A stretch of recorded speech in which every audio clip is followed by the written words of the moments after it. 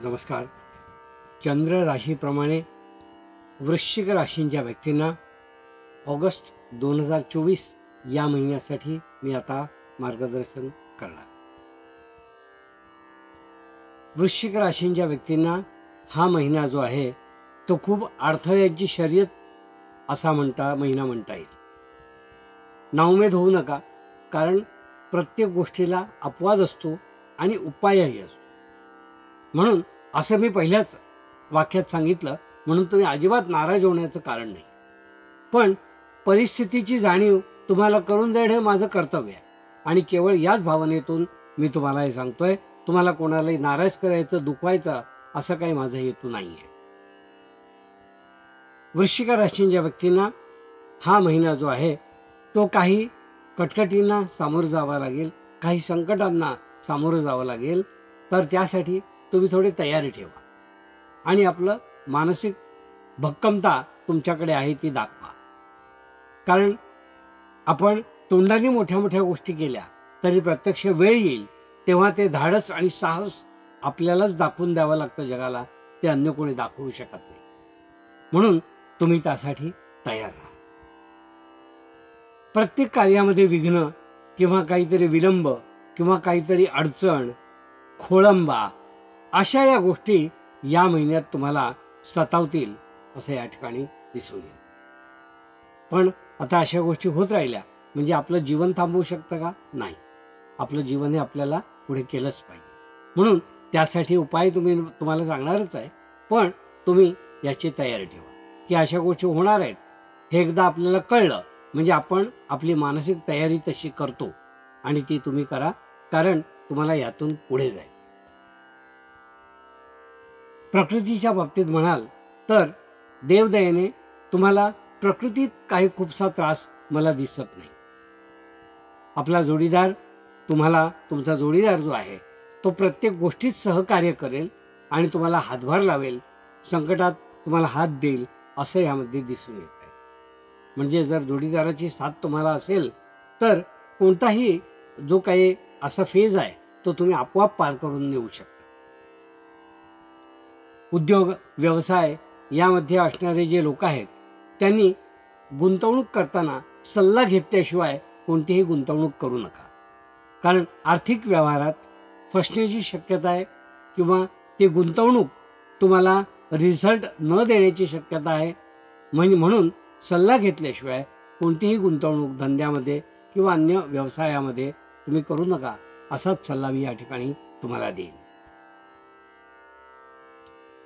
वृश्चिक राशींच्या व्यक्तींना मी असं सांगेन की शिक्षण घेणारी जी मुलं आहेत ते रागाच्या भरात एखादी गोष्ट आपल्याला आली नाही, हा अमुक एक टॉपिक मला कळत नाही किंवा हा विषय मला कठीण जातो म्हणून त्या विषयाच्या वाटेला न जाणे असा एखादा मार्ग ते स्वीकारू शकतात.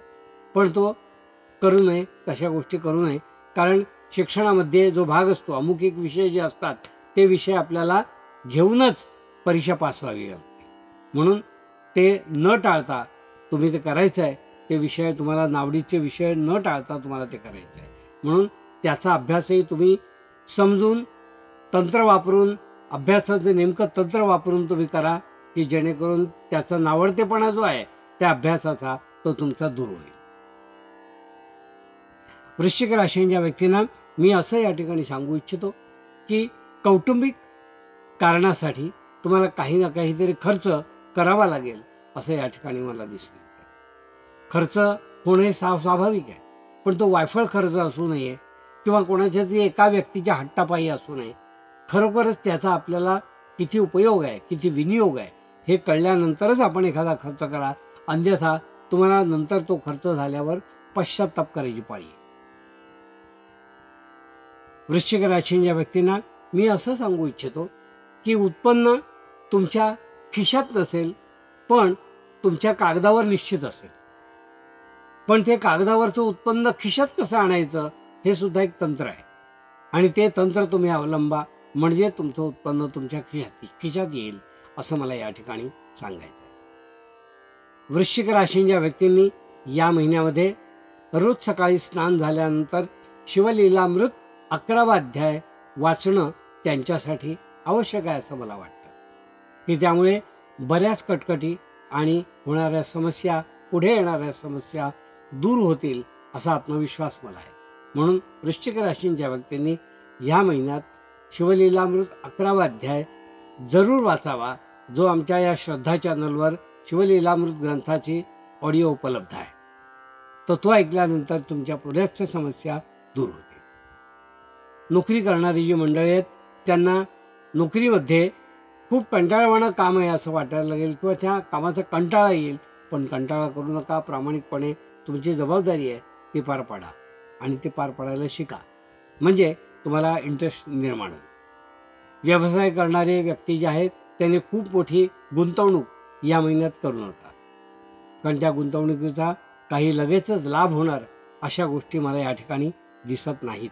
म्हणून तुम्हाला मी हे वॉर्निंग देतो आहे की धंदा करणाऱ्या व्यक्तींनी, उद्योगधंदा असणाऱ्या व्यक्तींनी खूप मोठी गुंतवणूक या महिन्यात टाळायची.